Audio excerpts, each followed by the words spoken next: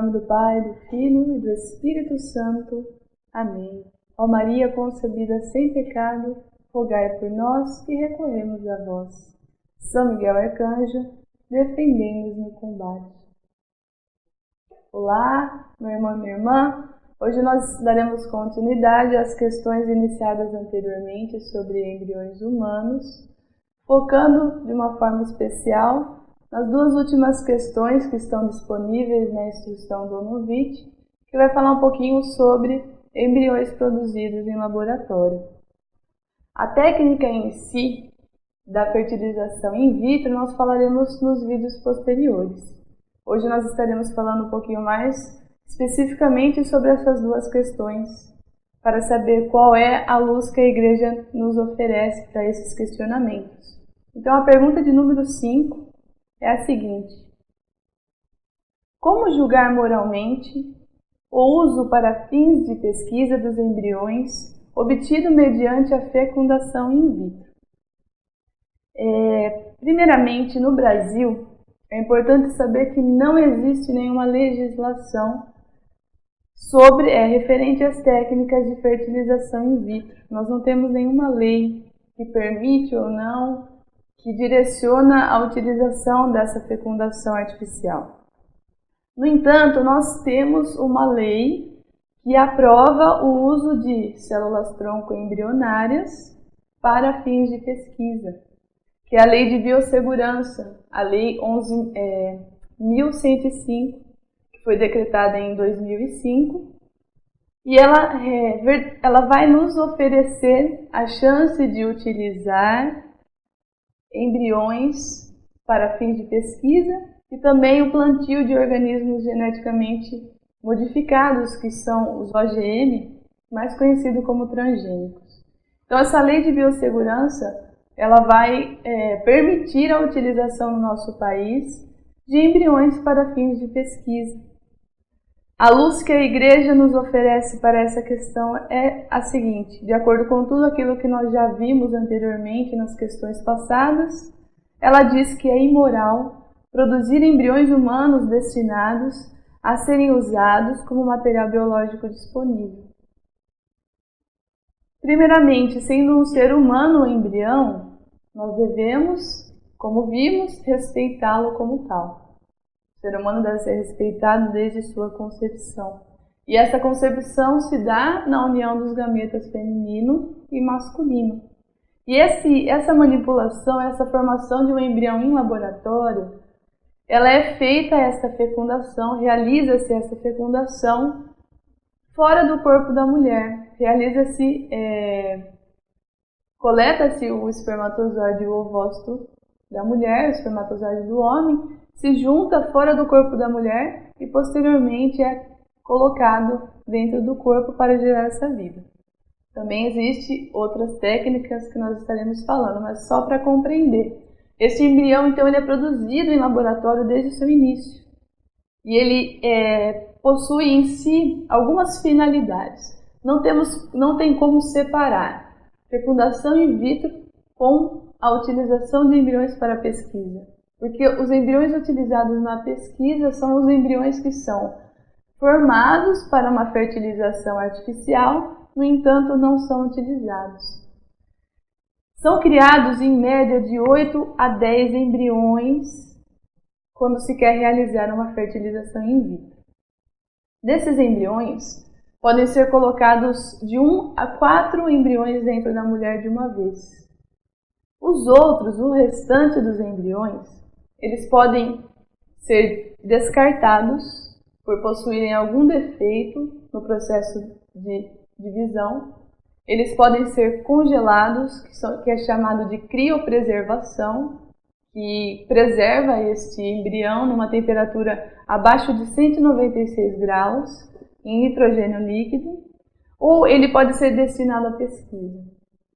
Então, o embrião produzido em laboratório tem essas 4 finalidades: fertilização in vitro, alguns são criopreservados, outros são destruídos por divisões de forma errada, ou ele vai para a pesquisa. Então a Igreja nos afirma que é imoral essa produção de embriões para fins de pesquisa. O prazo máximo para esses embriões serem criopreservados é de 5 anos. Não se tem um dado certo sobre o tempo que ele suporta sendo preservado nessa temperatura baixa, mas a média é utilizada no máximo de 5 anos. E depois desses 5 anos? O que vai acontecer com esses embriões que são congelados? Qual é a finalidade, qual é o fim que é dado para esses embriões?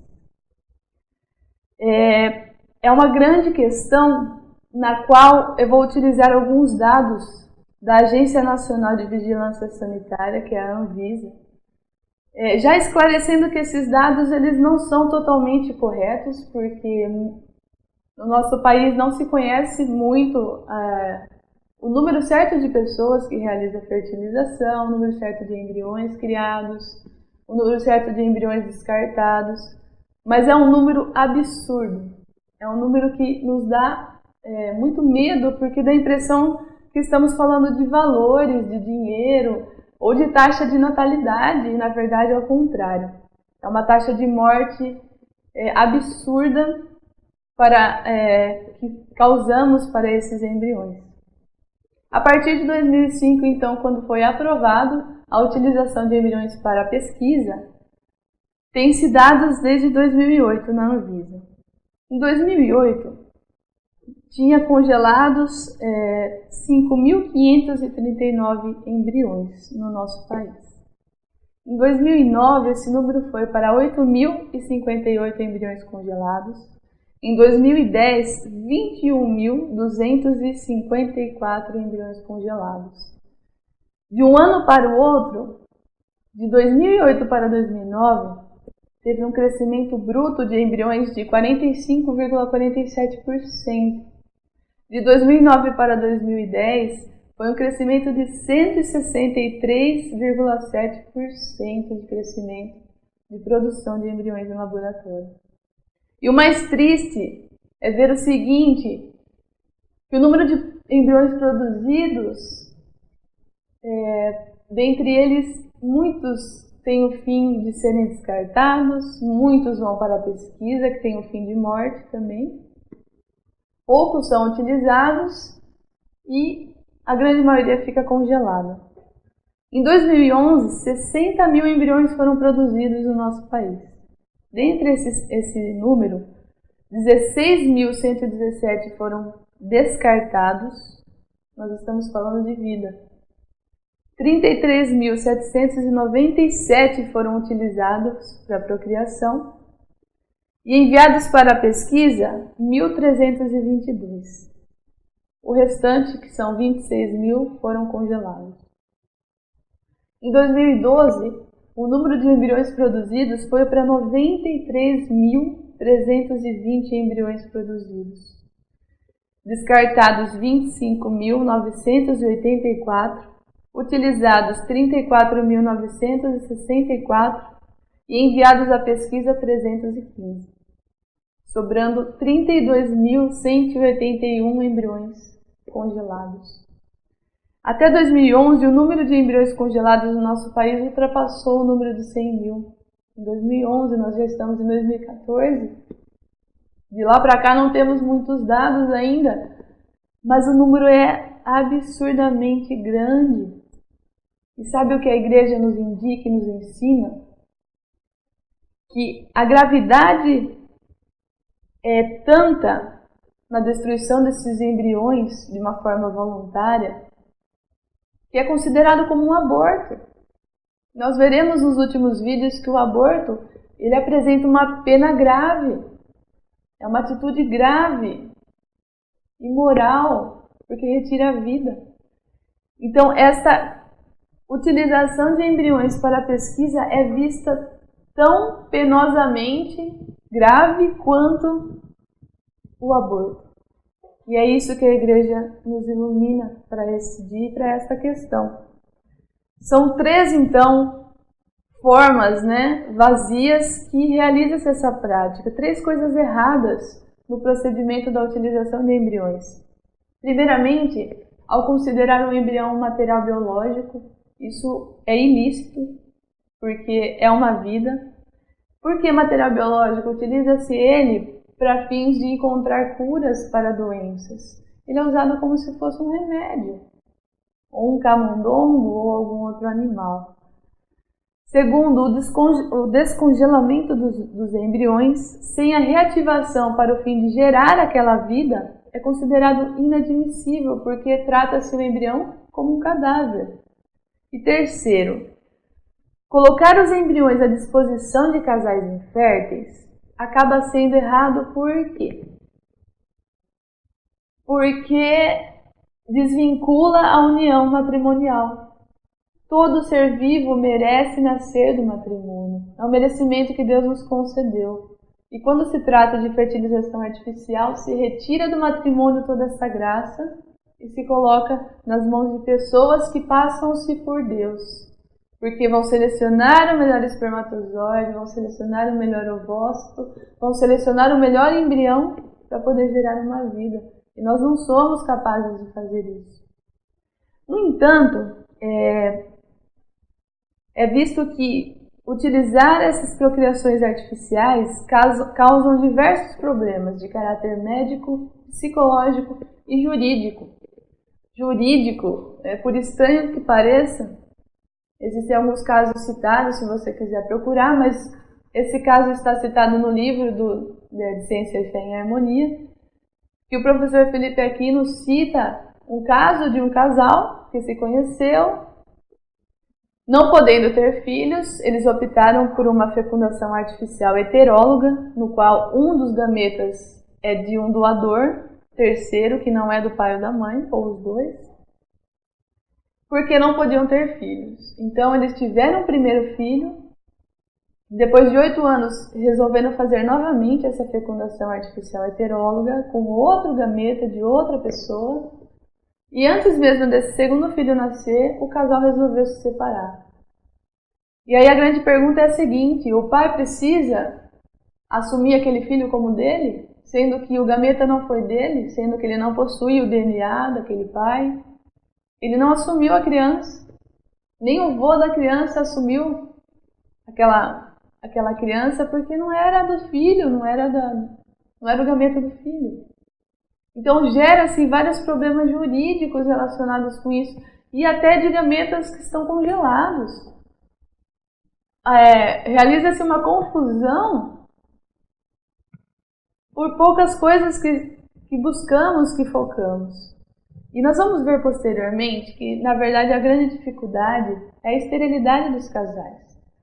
Nós temos que considerar que muitos querem ter filhos e não conseguem. Mas a igreja também oferece meios para se alcançar tal graça. Meios para se conseguir gerar uma vida dentro do matrimônio de forma bela e abençoada por Deus. Nós veremos isso nos próximos vídeos. Além de que a maior procura da fertilização artificial é por mulheres que querem engravidar de forma tardia. As mulheres hoje em dia não querem engravidar cedo, e isso dificulta também a geração de uma vida naturalmente. Mas a igreja nos propõe a seguinte questão: adoção pré-natal. O que fazer com os embriões congelados? Essa é a grande questão que o mundo nos oferece, que a igreja se pergunta e pergunta aos seus filhos. O que fazer? Esses embriões vão precisar ser desconsiderados algum dia, porque não vai caber de tantos embriões produzidos. E são vidas, são pessoas como nós.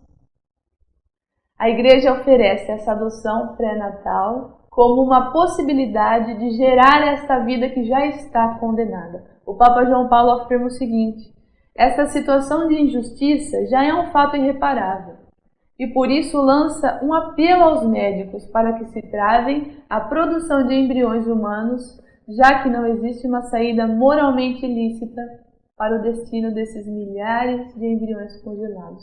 A igreja grita: pare a produção de embriões. Se ela tivesse um fim de gerar esta vida, mas nem isso tem.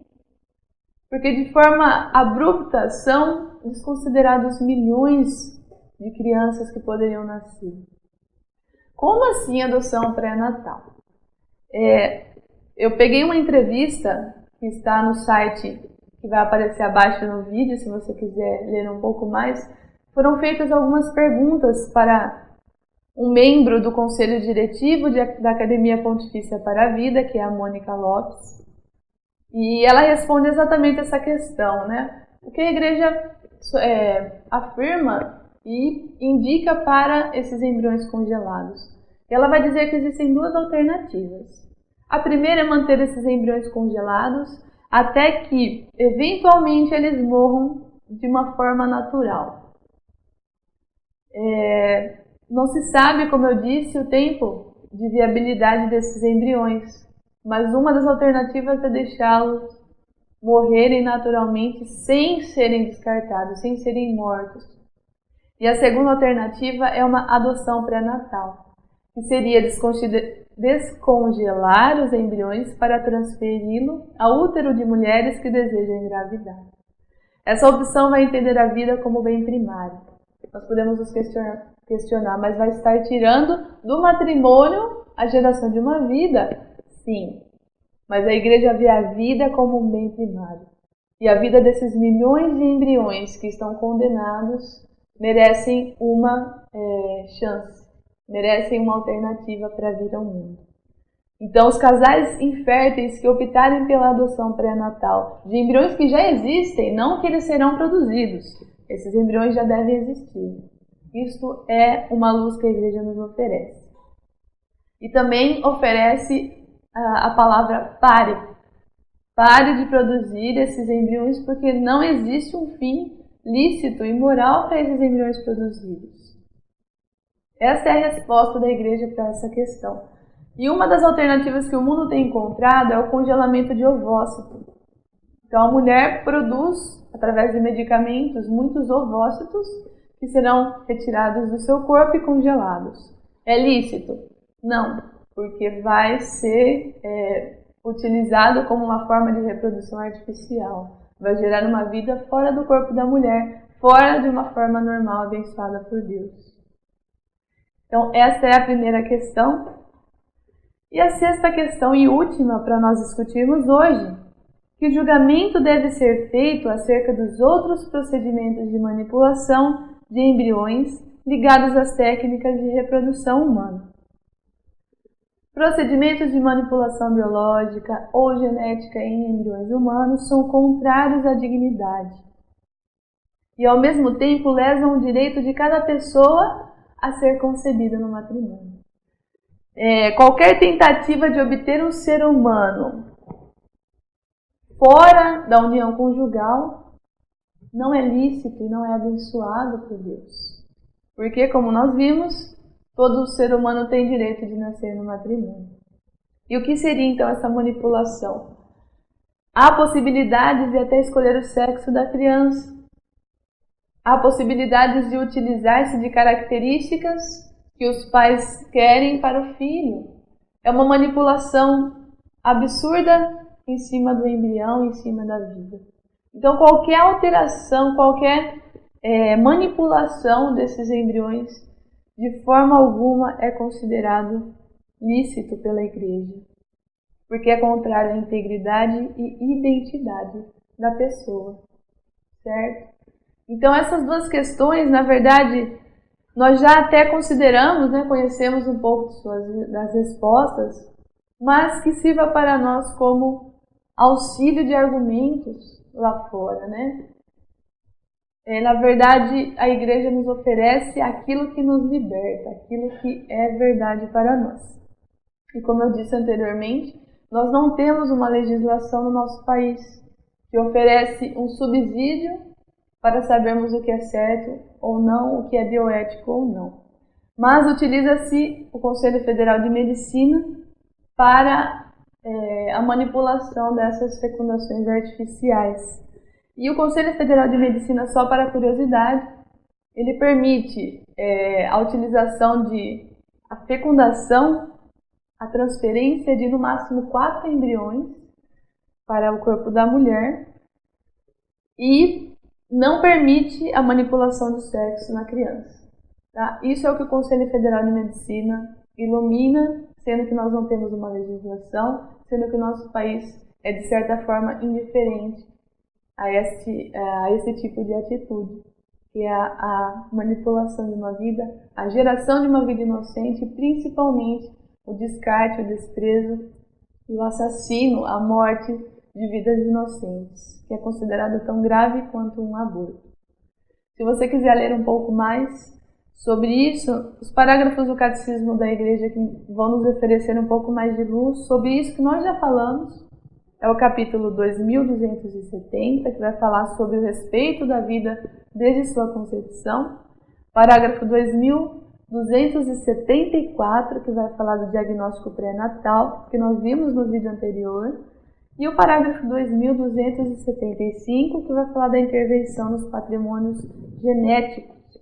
E também, para fim de conhecimento, nós estaremos disponibilizando abaixo no site o guia da bioética, né, um pequeno guia de bioética que foi disponibilizado na Jornada Mundial da Juventude. Se você teve a oportunidade de participar, você tem o seu, mas caso isso não aconteça, nós estamos disponibilizando no nosso site. Algumas das questões já vistas estão aqui ditas de uma forma muito didática, muito jovial e muito legal para compreendermos melhor. Inclusive, no diagnóstico pré-natal vai falar bastante sobre a síndrome de Down, a atitude dessas crianças no meio social, a luz que a igreja nos oferece, testemunhos de vida, vai falar um pouquinho sobre assistência médica à procriação. E muitos pais se desesperam ao pensar que possuem filhos congelados. Muitos pais, de repente, se perguntam, e esses filhos que eu não conseguirei gerar? E talvez fiquem a vida inteira se perguntando sobre isso. Então, nesse guia vai ter um pouco de explicação sobre várias coisas e o que nos diz a igreja desses determinados assuntos. Nós continuaremos no próximo vídeo falando um pouquinho mais sobre as técnicas de reprodução artificial e eu espero você até lá.